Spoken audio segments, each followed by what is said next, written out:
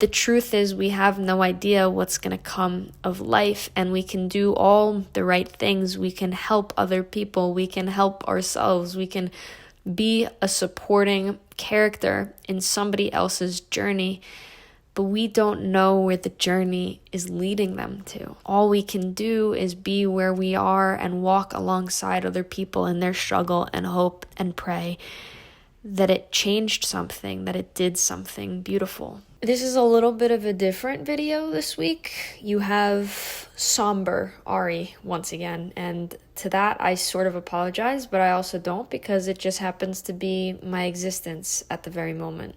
And I think it's going to make this video more special. What's going on in my life right now?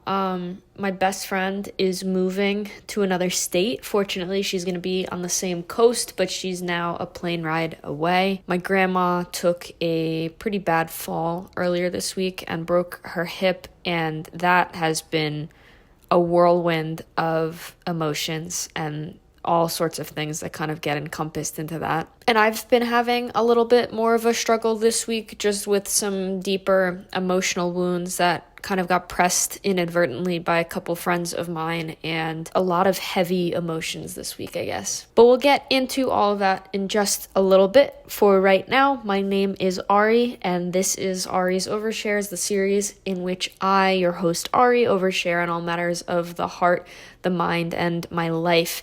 And this one is very much centered in the heart space today.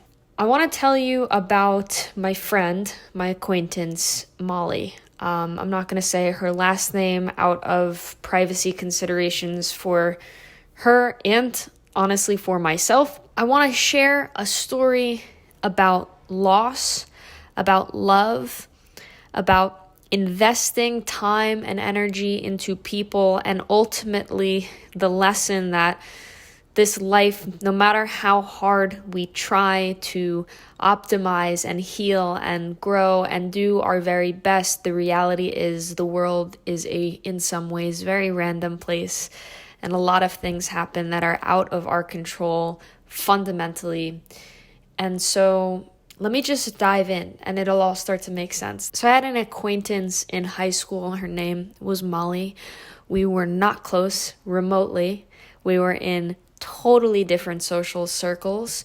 We were in totally different social hierarchies. She was popular and beautiful and conventionally beautiful, but she had a strong, at least in my perception, a circle of friends, at least comparatively to me in high school. And she, in many ways, represented a lot of things that I always wanted to feel, but didn't think that I was allowed to feel. I was never attractive in high school.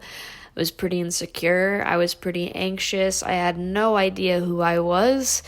I never really found even like an identity that I could cosplay that remotely felt like me. Every version of myself felt so just like an ill-fitting, scratchy sweater in the middle of winter.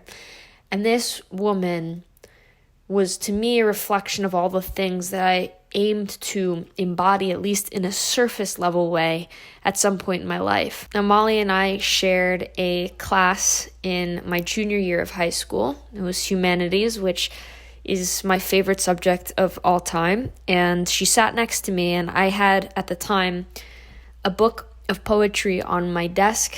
It was called I Wrote This For You by, I believe, Ian Shames. And she turned to me and she pointed at it and she said, "What is that?" And I picked up the book and I explained it to her and I handed it to her and I watched her crack it open and sift through the pages, and I saw a glimmer of something in her eye, like a fascination or a curiosity. And that's sort of how I got to know Molly. And that's really what I used as my wedge in the door, my foot in the door, so to speak, to get to know somebody who I felt like I'd never have the opportunity to know because she was socially, higher up on the food chain than I was, and she was beautiful, and she had a sense of fashion and style, and she was friends with all the cool kids, and I was like, this is cool. I have finally a niche. I have a slice of connection between myself and this person, And I created a lot of validation in myself over that. I felt like I understood her emotionally. I felt like I could see the pain in her eyes even when she was smiling. And I felt this deep inner knowing, which in many ways you could argue was totally misplaced and totally not my place to intervene on. But again, savior complex,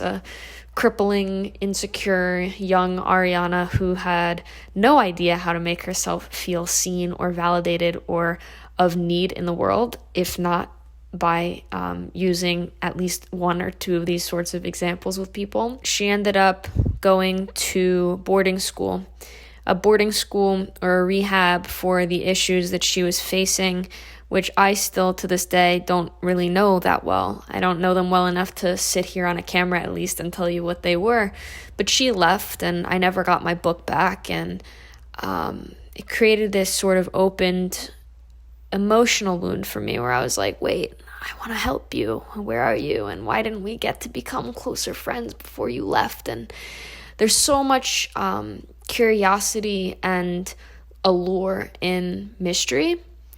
And there was a lot of mystery for me around her, around Molly, and around where she was and why she was experiencing what she was experiencing, and ultimately this feeling that I just wanted to help her selflessly for herself, but also very selfishly for myself, to feel like I'd validated myself, that I could get to know the popular girl and to help her in a way that nobody else around us, it seemed, could help or save. That's sort of where the story of Molly and I as acquaintances starts and ends. But that's not where the story of Molly ends. You see, our mutual friend stayed in light touch with Molly as they got older, and we never really talked about Molly again, my mutual friend and I just kind of went on in my own separate way, and I went to college, and I never really thought about her again. In November of 2021, I took my infamous trip out to California, which I've talked about on this channel a few times, and when I was there, I just had this feeling. I had noticed that over the last few weeks of my life, Molly had sort of just popped into my head, and I couldn't for the life of me even think about why. I wasn't doing anything that reminded me of her. I wasn't, in a familiar place or in a familiar environment or situation, even energetically, but she kept popping in my head, and I just thought it was really curious, and I never really did anything about it. I never really did anything about it until I was in California, and our mutual friend texted me and said, hey, do you remember Molly? I'm not going to say her last name. And I said, yeah, of course. She goes, well, unfortunately, in kind of a tragic and freak accident, Molly passed away last week. And so she told me it was a total freak accident. She was on one of those Lime scooters, ripping around in the city that she was at the time living in, and a truck didn't see her and it hit her, and she was in the hospital for a few days, but the injuries that she sustained were so severe that she couldn't make it past critical condition, and a few days later she passed away. And I asked my mutual friend, well, had you been staying in touch with her, and what was going on in life? Like, are you okay? Because they'd known each other for so many years. And she's like, I'm okay. It's just so crazy how these things just sort of happen. And I said, I know. It is crazy, right? You see, the thing that I never really saw coming in the story of Molly and my experience of and with Molly and with other people who fit this character bill in my life in other areas where I try to help them and I try to be there for them. Sometimes the thing that hurts you the most is the thing that you can't see coming, that you don't see coming, that you can't predict for. I knew a version of her that was struggling in high school to get her feet off the ground and to get a running start. And it was a series of false starts and stops and trips along the way. And eventually she was getting better. She was getting better, according to our mutual friend. She was out of boarding school and she went to rehab a couple times for a few disorders, and then she was getting better, and she was living alone in the city that she was in. I think she was in Brooklyn. She was living alone in Brooklyn and doing this whole thing, and she was in a relationship, and my friend said she was doing really well. I knew the story of a woman who was struggling emotionally and with all of these mental health conditions, but I didn't know the version of her that evolved beyond that. And truth be told, I have no way of knowing if any of the advice that I gave her and the conversations that we had, or any of the poetry books that I shared, or the kind, encouraging words that I expressed to her had any impact in her life. To even assume that now would be just so insensitive and egoic. I like to think that everything that we do in life has an impact on somebody, but it's not up to me to say whether it was a positive or a negative one. It's just a heavy story. And it's a story that I don't really think about a lot, which is that you can do your 100% best to be there for people and to support them. But at the end of the day, you don't hold the full presentation, the full deck of cards for what's supposed to come of their life. You have no idea, none of us have any idea when any of this is going to stop, when the music is going to stop and we need to find our seats and where we're going to be. And you could make the argument that it's okay, if it's all going to end one day, why even try? But that to me is the full reason to try, because when that moment comes, at least in my own life, I want to surrender to it gracefully. I don't want to hold on with a death grip and feel like, oh, I didn't do that thing, or I wish I had that conversation with that one friend, or I wish I had confessed the love that I had for that person. I want to come to the gates of the end, fully surrendering the life that I had, and to feel like it replenished me and nourished me, and it served its purpose for myself and the world.